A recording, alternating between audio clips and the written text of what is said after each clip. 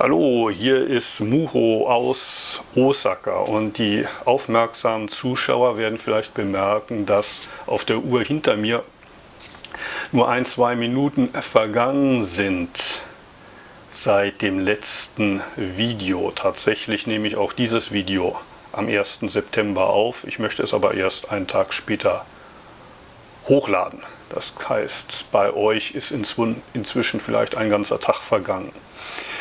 Der Grund, weshalb ich die Videos jetzt schneide, habe ich gestern sozusagen, also bei mir hier vor ein paar Minuten erklärt. Die Kamera nimmt nicht länger als 12 Minuten auf. Und das ist ja auch ganz schön. Dadurch ist man gezwungen, sich ein bisschen zu fokussieren bei dem, was man sagt. Ich möchte in diesem Video eingehen auf eine Frage, die mir von einem meiner PayPal-Unterstützer gestellt wurde. Der schreibt Folgendes: Ich arbeite in einem großen Bürogebäude und wenn ich die Gänge entlang gehe, denke ich oft an die Parallelen zu Antaiji.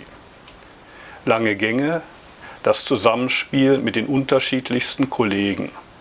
Auch ein wunderbares Trainingsgebiet, um Gelassenheit, Annahme und Loslassen zu üben. Ein mir ans Herz gewachsener Büromitarbeiter hospitiert ab nächster Woche auf einer anderen Dienststelle mit dem Ziel, dort zu bleiben. Das erinnert mich daran, dass auch du in Antaiji immer wieder Menschen gehen sehen musstest. Oder, wenn die Arbeitswochen zu lang und öde werden, denke ich an die Sesshins, die du durchlebtest, und in mir erwächst eine innere Kraft und ich forciere meine Achtsamkeit. Was mich interessieren würde, ist, inwieweit du dein neues Leben in Osaka strukturierst. Denn das Leben in Antaiji verlief ja doch nach einem recht strengen Zeitplan. Aber vielleicht kommt das ja noch zum Ende deines neuen Buches zur Sprache. Wenn dem so ist, dann bitte nicht vorwegnehmen. Tatsächlich spreche ich in meinem neuen Buch, das inzwischen ja auch schon ein halbes Jahr alt ist, also Der Mond leuchtet in jeder Pfütze, am Ende von meinem Fortgang aus Antaiji und dem neuen Leben, das dann in Osaka beginnen wird. Allerdings habe ich das Buch ja geradezu am Ende meiner Zeit in Antaiji, als es anfing mit dem Umzug, geschrieben. Das heißt, da gab es noch nicht so viel zu sagen über mein Leben in Osaka. Das war ein Jahr, bevor das alles anfing mit Corona. Und inzwischen ist es ja auch erst ein bisschen mehr als ein Jahr, dass ich hier lebe. Aber was ich zunächst mal sagen kann, ich versuche im Moment noch so wenig wie möglich Struktur in mein Leben zu bringen.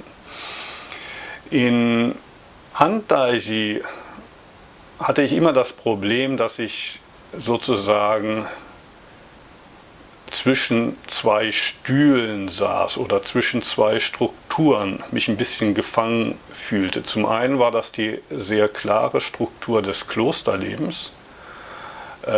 Aufstehen um 3:45 morgens, dann 2 Stunden meditieren, dann essen mit den Mönchschalen. Und wenn ich nach dem Frühstück zurückkam zu meiner Familie, da mussten die Kinder, die inzwischen auch schon aufgestanden waren, runtergebracht werden zur Bushaltestelle. Und in Japan, die Schule ist Ganztagsschule, die kamen dann in der Regel erst um 7 Uhr abends, wenn es schon dunkel war, zurück. Also zu der Zeit, wo die Mönche während der Abendmeditation sind. Dann habe ich die Kinder wieder abgeholt und in der Regel legte ich mich schon schlafen, während die Kinder noch Hausaufgaben gemacht haben, dann baden mussten und Abend gegessen haben. Das heißt, da gab es immer so 2-3 Stunden Zeitunterschied zwischen der Struktur meines Klosterlebens und der Familienstruktur oder der Struktur, um die das Familienleben zentriert war.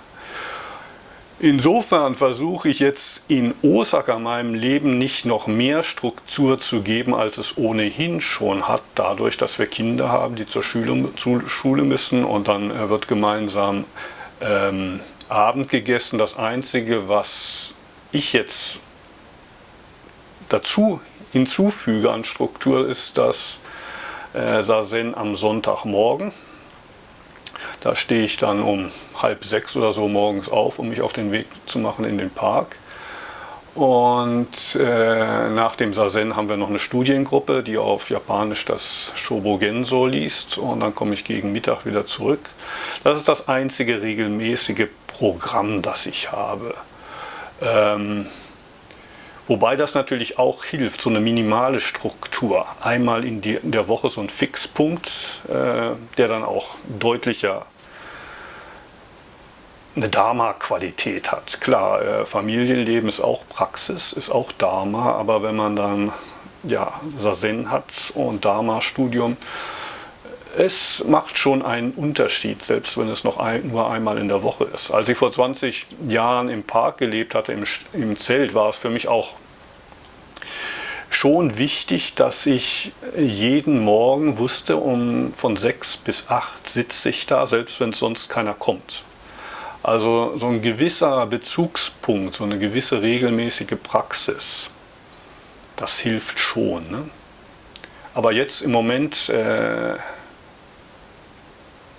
hier im September 2020, bei mir in Osaka, ist es sehr minimal, diese Struktur. Aber ich genieße das auch. Ne? Ich genieße das auch, dass das so ein bisschen ist wie früher die Semesterferien an der Uni, wo man 3 Monate für sich hat und man kann tun und lassen, was man will. Gut, wenn man eine Familie hat, ist man nicht ganz so frei. Andererseits durch Corona, diese Semesterferien sind jetzt in meinem Fall schon fast 6 Monate, ein halbes Jahr lang, wo ich praktisch keine Vorträge habe und früher fast 10 Mal oder so im Monat war ich unterwegs, auch nach Tokio, zum Teil hoch bis nach Hokkaido oder runter nach Kyushu. Und all das ist jetzt weggefallen. Und ich genieße das, also um ganz ehrlich zu sein, ich genieße das auch so ein bisschen, dass man mich im Moment kaum braucht. Ne? Denn das gibt mir die Zeit zum Beispiel für Videos wie dieses. Ja, also das Leben in Antaichi verlief nach einem strengen Zeitplan. Im Moment ist mein Zeitplan sehr locker. Okay, das war's für heute. In 1-2 Minuten und bei euch wahrscheinlich erst in 24 Stunden gibt es dann mein nächstes Video. Bis dann.